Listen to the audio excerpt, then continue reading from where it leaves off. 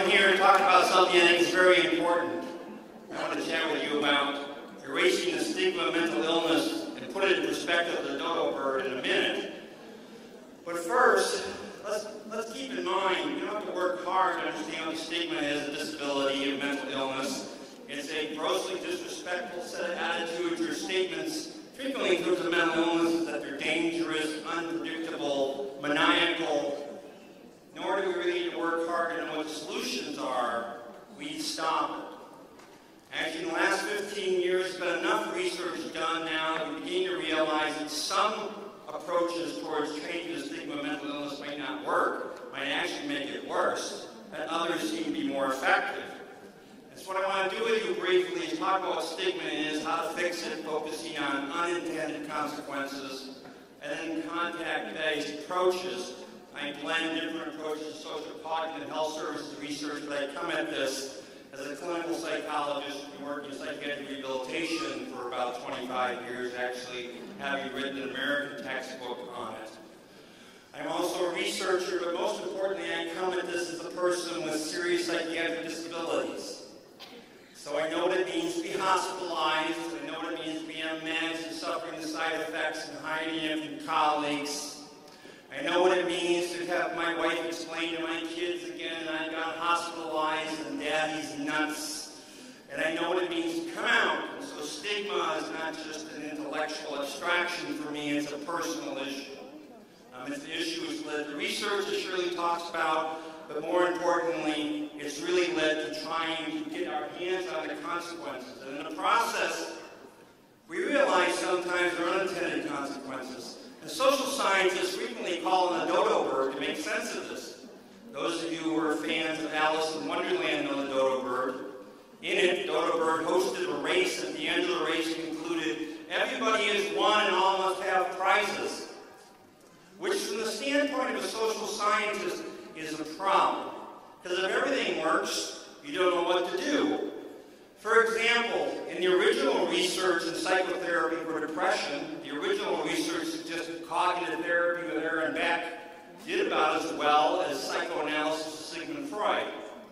The original research suggested putting somebody on a couch for once a day, 4 days a week for 10 years was supposed to work about as well as cognitive therapy. Now we know in retrospect that not only do we know that cognitive therapy works better than psychoanalysis, but we also know that what we thought was a good approach, Sigmund Freud, actually can lead to unintended consequences. We know, for example, that psychoanalysis of schizophrenia probably likely makes schizophrenia worse. And so what seemed to be a good intention, jumping in, trying to help people at times, might work in the opposite direction. Now, stigma is not really an issue of medicine or psychological science, it's an issue of social justice. In the same category as other issues of social justice, like in American history, racism. This is from Selma, Alabama, where Dr. King brought a bunch of courageous African Americans across the bridge to address the Mississippi National Guard, or what is the lesbian, gay issue, particularly seeking out marriage rights, and even more importantly, dear to us, disability rights. This is one of the heroes of American disabilities, Justin Dart, in the cowboy hat, led to the Americans with Disabilities Act. What we realize, though, is also what seemed to be good intentions for correcting social justice actually added to mistakes. One example in American history in the 1960s was this idea of beating racism by being colorblind. The idea is instead of saying you're black, and you're white, and you're Asian, we're all the same color and we would ignore the differences. The problem with that is it also tends to ignore people's rich heritage. That we know, for example, instead of asking blacks to ignore their African heritage, we realize there's something to be said for embracing it. In fact, some people think in retrospect, colorblindness might have just been an attempt for the white majority to even more impose their attitudes around the rest of the race. Also, it led to, in American culture, this idea of black power, which is a common theme, is power and empowerment is what we're seeking as opposed to just normalcy and inclusion. Or another example of unintended consequences is when Bill Clinton was President of the United States, the U.S. military actively sought out gays and lesbians to drive them out of the military. In order to protect that, Bill Clinton started a program called Don't Ask, Don't Tell. Good intentions, but the result of that is just to promote the closet even more. And a general theme we'll talk about is whether you are gay, or whether you have a mental illness, or whether you have any other kind of disability, being in the closet is a terribly bad place to be. And one that's especially near and dear to me, as a Jesuit-trained Catholic, is an unintended statement that Pope Francis made in his inaugural Mass. You know, Pope Francis named himself after St. Francis of Assisi, in part to promote and return the Catholic Church to its roots of trying to help the poor and the weak, which is what he said in his inaugural Mass. But he also said what we should do is focus on the least important, which again is a message for disabilities, is somehow by being endowed with disabilities, we are least important. And it leads to an incorrect approach towards restoring social justice. People that are poor or weak or disabilities do not gain their opportunities by being bestowed those opportunities from on high. Rather, what we seek is the power to seek out and pursue our goals on our own. And so it led me to try to understand exactly what is the stigma of mental illness. Sam King, a sociologist, wrote a book called Faces of the Enemy, where he looked at how different groups, the majority, frequently white males, were oppressed other groups using the media. One example, probably one of the more shameful examples in American history, is scientists say Negroes still in ape stage. I put this up here for several reasons. One is it reminds us at the heart level, what is stigma? The stigma of disability is the same as racism and sexism and homophobia. And two is this came from an 1890s American medical textbook. And so we were teaching our doctors back there this kind of nonsense about blacks being apes. Or from World War II, Nazi-occupied Denmark, where we showed Jews as rats. Another way of disrespecting a group is reducing them to some sort of animal. Or one half of the population is done to the other half of the population, so the harder a wife works, the cuter she looks. Which is what particularly sobering about this. This is something we would have seen in my lifetime in the United States. Now, if there's any good news about sexism and racism, and how can there be good news about the two? If there's any good news about it, it's that these obvious issues of disrespecting women or people of color or Jews has pretty much gone away in the media. Don't get me wrong. That doesn't mean we fixed racism, but you don't see some blatant images anymore. Not so with mental illness. All you need to do in America is listen to talk radio. A number of times they talk about wackos and psychos and nuts. And you see it in the movies. This is Freddy Krueger from Nightmare on Elm Street, the most popular cinematic maniac since Darth Vader, or Jason from Friday the 13th. You see it in the newspapers.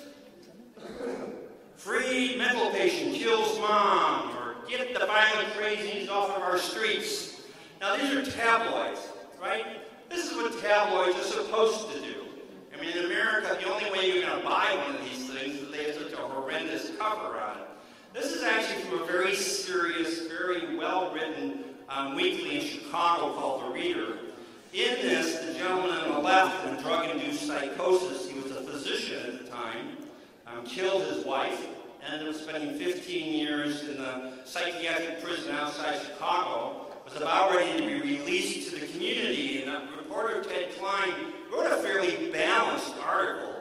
But as a result of the editor throwing his headline on there, "Is this man a monster?" the gentleman is spending another couple of years in the prison hospital. You see in advertising, this offer can get you committed. Praise Yeti's record asylum. To offer these deals, you have to be committed. Maniac out of control. Or this is a billboard outside the U.S. Capitol, lobster lunacy. Now sometimes people say, aren't we just being a little politically correct? I mean, shouldn't we just lighten up a little bit? But then the chef does everything but cook. That's what wives are for. Well, just as you realize that's a really inappropriate way to move a product, so similarly with mental illness. And now see if you can make this this out. This is a straitjacket filled with nuts, which won the Clio Award. The Clio Award is the Academy Award of Advertising in the United States. You see it in comics, just plain nuts. There's a couple things wrong with this. One is just the disrespectful way the message on the pad, but the other is that the psychiatrist is doing this. It's okay for him to laugh at people. It must be okay for anybody to laugh at people. Sir, these gentlemen from the U.S. Equal Employment Opportunity Commission are here to explain new rules of mental illness in the workplace. To understand this, you have to put it in American history. In 1990, George Bush signed the Americans with Disabilities Act, which guaranteed all sorts of work and accessibility rights to people with disabilities. It was in place 5 years before anybody ever applied it to mental illness. The EEOC, the Employment Opportunity Commission, did so, and you saw humor like this as a result. S is for Stanley. Stanley's a crazy murderer who likes to murder little boys and girls early Sunday morning. Are you afraid of Stanley? From a very famous American author, some of you might know Shel Silverstein. This is his A to Z dictionary. Now, at least for mental illness, the stigma to be most concerned about is the idea that they're dangerous, that they can be homicidal. As a result, I want them to stay away from me. That said, there are other stigmas. One of them is a benevolent stigma. It's kind of odd to think stigma could ever be benevolent, but it's the idea that adults with serious mental illness are big, silly kids. And because of that, they need an authority figure to tell them what to do. So you see it in movies like The Dream Team with Christopher Lloyd, Peter Boyle, Michael Keaton. They're for psych patients to get away from their keeper, having a zany, wacky day, bopping around Manhattan. Or Jim Carrey, and Me, Myself, and Irene. He's actually got both sides here. On the left, he's this kind of silly, dopey cop. On the right, he's kind of this maniacal police officer. It was particularly unfortunate that Mr. Carrey decided to do this because he has bipolar disorder, and he was perpetuating the stigma that could turn around and harm him. Or how to avoid hiring lemons, nuts, and flakes. What's particularly concerned about this is an HR, a human resource department, the personnel department of a major corporation in the United States came up with this flyer. Now, is it any better? I mean, some of these are kind of old. Let me give you a couple more recent examples. This is from an Ohio printing company. You look in the front window. Pretend the woman's not there. You see a chair kicked over, 2 legs hanging down, a sign saying, "Contemplating suicide, get your suicide notes printed here." If that's not a big enough problem, she's the owner of the company. When they tried to ask her to talk about this, she didn't understand the big deal. Or an example from about 10 years ago, Trenton State Hospital. For those of you who've seen A Beautiful Mind with John Nash, this is where John Nash would go when he would relapse. They had a fire. The next day, the local newspaper's headlines was "Roasted Nuts." So the stigma of mental illness is still quite popular, kind of common in the media. What does research show about it? Well, colleagues of mine did a study in 1956 that looked at the degree to which the population believes people with mental illness are dangerous and compared it to 1996. If you believe, in fact, people with mental illness are more dangerous than everybody else, you would be committing an error. That research clearly shows it's not the case, that if anything, people with mental illness are more likely to be victimized by crime than they are likely to commit crime. And so what you might hope is between 1956 to 1996, it got cut in half. And what you found is the reverse. So that's 40 years, the stigma of mental illness got twice as bad. Now that's 1996, it repeated in 2006. The stigma of mental illness is getting worse, not better. That's an American data, but I will show you other data that suggests it's the same pretty much around the world.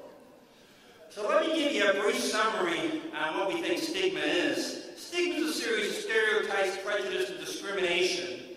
Now, let me tell you stereotypes, prejudice, and discrimination that we know in the United States about Irish Americans. I'm not sure if Minister Lynch is here, but the stereotypes in the United States is all Irish Americans are drunks and we beat our wives. Stereotypes are unavoidable. If you live in a culture, you learn a stereotype. If you live in Israel, I imagine there are stereotypes about Arabs. They are unavoidable. Prejudice is agreeing with the stereotype. That's right, they're all drunks and having an emotional reaction, and discrimination is a behavior, so I'm not going to hire them or rent to them or be their friends. Of course, what we're much more interested in is what the stereotypes, prejudice, discrimination are about mental illness. Stereotypes of people with mental illness are weak or dangerous or choose to have a mental illness. Prejudice is agreeing with it. Yep, they're all dangerous and therefore I'm afraid of them, and therefore I don't want to hire them or rent to them or the like. And it plays out in public stigma in other ways too. Let me just talk about public stigma. Our research quite clearly shows that if you're a person labeled with mental illness, you have a harder time getting a job, you get reasonable accommodations, worse housing, we'll come back to health care, educational opportunities are diminished, your legislature won't support your programs, faith-based communities where people turn for help frequently turn you away, and it leads to coercive treatment, the idea you can't decide for yourself, so I'm going to decide what kind of medications you need. But a particularly sobering finding is this. This is from a colleague named Ben Druss. This is based on 45,000 patients who saw their primary care doctor. So a patient goes into the doctor and says, I have heart palpitations and I have flush a lot. And the doctor should have referred them to a cardiologist or a PTCA. That's what would have been indicated. In 100% of the time, when the patient went to the doctor and the doctor did not know they had a mental illness, did not suspect there was substance abuse, they got referred. In 80% of the time, the doctor thought that patient had a substance abuse habit, they got referred. In 40% of the time, if the doctor thought the patient had a mental health problem, they got referred. In other words, they had less than a 50-50 chance of getting referred for a treatment they should have gotten. Two things about that. One, is that stigma is no longer an abstraction, it's an issue of life and death. And two, these are primary care doctors doing this, not uneducated people. And so erasing stigma is not enough. It's not enough just to get rid of the prejudice and discrimination. We also need to promote attitudes that promote opportunity. Lyndon Johnson, who was president after President Kennedy, passed the Civil Rights Act in the United States.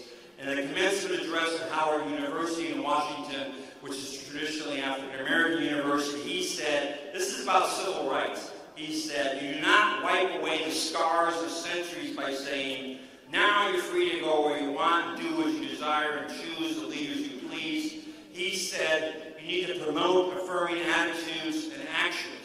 And so affirming attitudes for people with disabilities, it's not enough to stop the negative attitudes. You have to promote attitudes like people with mental illness will recover, even from disorders like schizophrenia. That people with psychiatric disabilities should be determining for themselves what their goals are and how they want to seek them out. And that the community needs to provide appropriate actions so people can achieve these goals, reasonable accommodations, adjustments in the work setting, independent living setting so the person can be successful, as well as appropriate community support. And so as they said, the goal is to stop stigma. What are some ways? I'm talking about some ways that seem to be good intentioned, that don't always work. One of the ways that people frequently say is, if you want to stop the stigma, just change the words. So leprosy become Hansen's disorder, dementias because of Alzheimer's, mental retardations become intellectual disability, mania become bipolar illness. I endorse all these word changes. They're a very important way for providers in the world to understand and refer to people. But the question is, does it really change stigma among the big world? Our Asian colleagues have looked at this in terms of schizophrenia. The Japanese have changed the word for schizophrenia from what translates to mind split disease to integration disorder. The Koreans have done it, Hong Kong, Singapore, Chinese. The Japanese actually did it long enough that they could see what kind of impact it had on the Japanese culture.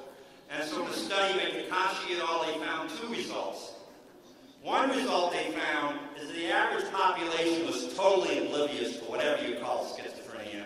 You are still dangerous. The other difference they found is that psychiatrists learned the new words really fast. For the same reason of any mental health professional in the group who learned the new words in the DSM-5 when they came out, which if you want to bill, you have to learn how the labels change. But here's the problem with labels, is whether you use a disrespectful word like psycho, or a more appropriate word like integration disorder, you're still referring to difference. In the United States, we went from the N-word to darky, to colored, to African American, a good progression, but we're still accentuating the difference between them and us, and that's fundamentally what discrimination is. Social scientists now talk about modern racism. It's not that racism's gone away, it's just that it's gone undercover. I may no longer use the N-word, but I'm not going to hire a black person. And you see it in cartoons, policy change, crazies now in a growing list of politically incorrect words, seems offensive to people of a certain mental state, the sanity challenge. The problem with saying you fix stigma by changing the words is you make it look easy. And the problem when you make it look easy is governments like our National Institute of Mental Health have stopped funding work in that area. Or advocacy groups in the United States say stigma is no longer a problem because we got the new words. Another unintended consequence is knowledge. Now this is an important one, because a lot of people say if you want to fix stigma, you should educate it away. And if I'm going to lampoon any thought, it's that education for changing the stigma of mental illness does not work very well. It works for educating people about what an illness is and how to treat it, but it doesn't work for changing bigotry and prejudice. What does, jump ahead, what does is similar to what Rick says, it's stories from people with lived experience. But what do we know? In the United States, there was this program called DARE. We did it with all our high school students. It was trying to teach high school kids about drugs and alcohol so they wouldn't use it. At one point, it was in 75% of U.S. school districts in 43 countries. They did a bunch of research on it. Let me tell you some of what this research said. 5 studies showed no difference. 1 study showed kids in DARE were significantly different than kids not in DARE. Kids in DARE were using drugs and alcohol more.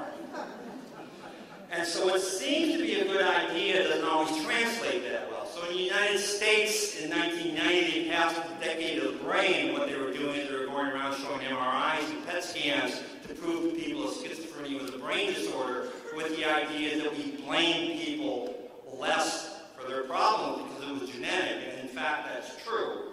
When you pass this kind of thing of mental illness being genetic, you're likely to blame them less, but you're also likely to believe they're not going to recover. Because the more we go around and say schizophrenia is a genetic disorder, the more the public believes that people aren't going to get any better because of it, because it's hardwired in. And the more people believe that, the less likely employers want to hire them, or landlords want to rent to them, or primary care doctors want to provide the same standard of care. And so, another way to look at changing stigma is protest. In the research we do, when we do protest, we show a disrespectful image of people with mental illness, get the violent crazies off of our streets, and then say, stop thinking that way. Shame on us, we shouldn't think that sort of thing. Here's an interesting thing when you tell people not to think something. We're going to do an experiment right now. For the next 2 minutes, I do not want you to think about white bears. Keep them out of your head. Push them out. Don't think about them. Well, most of you probably have some version of a Klondike bear bouncing around your head. When you tell people not to think something, the attitude gets worse. It's sort of don't tell me what to think attitude. So if your goal is to go talk to community leaders and say, stop it, stop thinking bad things about people with disabilities, that's going to make the attitudes worse. If your goal is to get the media to stop something, sometimes that can work. This is a TV show on ABC that ran in the United States in 2000.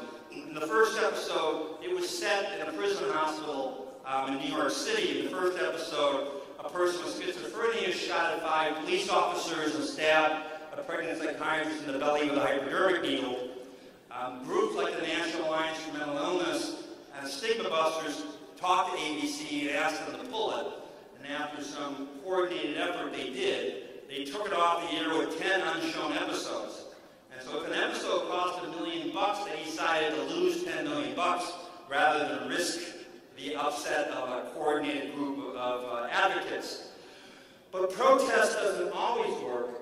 This is a real donut shop outside of San Francisco, actually 2 shops, one in Campbell, the other in San Jose, California, called Psycho Donuts. They have the Jason Nut, the Suicide Squeeze, the Crazy Face. If you go in there, the staff's dressed like Nurse Ratched in white shirts. They have padded cells and straitjackets. And so again, groups got together trying to ask them to turn it down a little bit, join the national online food fight, help turn lemon donuts into lemonade. This time, though, you had a rebound effect. Stan Mazzahi in a local newspaper said, "I'm an advocate of equal rights in a more tolerant world towards people of different races, religion, gender, and sexual orientation. That's it. Anything else is just moronic." And as a result of that, Psycho Donuts went franchised. Instead of going out of business, there are more of them. In fact, if you Google them, you can open up your own franchise in Israel. So I talked a lot about does not work. What our interest has been is looking at what is most effective. We've particularly gone head-to-head looking at contact.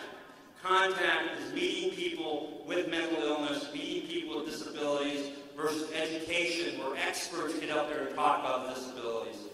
Contact in our work has been with a colleague named Bob Lundeen. Bob and I wrote a book about 15 years ago called Don't Call Me Nuts. Bob and I are the same age. We were born and graduated in grade school, high school, and college within a month of each other. Bob has schizoaffective disorder, so Bob's been hospitalized about a dozen times, struggled with drug abuse, been in trouble with the law, and despite that, he's recovered. And so when Bob tells a story, he says, "I have schizoaffective disorder, my childhood was not unusual," which is an important statement to make because a lot of people believe people with mental illness are born broken. That he has a traumatic mental illness. Here's the problem. If you have a mental illness and you come out and tell your story, like I'm telling my story right now, people go, "For real? Like, are you really mentally ill? You look too good." And so you have to qualify. And so in Bob's case, to qualify, he was hospitalized on meds, he gets in trouble, and despite that, he's achieved. And so we've done a meta-analysis. The meta-analysis is this thing when we take all studies that are looking at contact versus education and comparing them. And this is the results where red is the effect of contact, meet Bob Lundeen. Blue is the effect of education, mental illness is a brain disorder, and you can see the effects for contact are 2 to 3 times that overall in terms of attitudes and in terms of behaviors. Something was also found at follow-up.